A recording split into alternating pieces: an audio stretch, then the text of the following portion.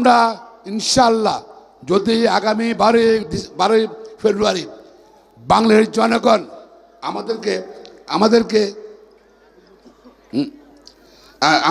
আমাদেরকে যদি সংখ্যাগরিষ্ঠ আসনে নির্বাচিত করে বাংলাদেশের প্রধানমন্ত্রী হবে ইনশাআল্লাহ তারেক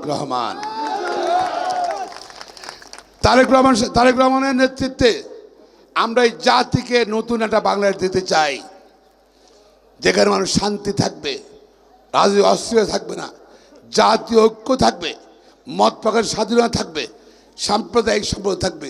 হিন্দু, মুসলমান, খ্রিস্টান আমরা সবাই, বৌদ্ধ, উপজাতি সবাই একভাবে বসবাস করব। আমরা সেই দেশ দিতে চাই। আমরা প্রিয় ভাই বোনেরা, 12 তারিখের নির্বাচন আমাদের জাতীয় জীবনে অত্যন্ত গুরুত্বপূর্ণ। কোয়ালিটি সম্পন্ন আন্তর্জাতিক মানের still bar CSRM, committed for better still. দীর্ঘদিন মানুষের ভোটাধিকার ছিল না।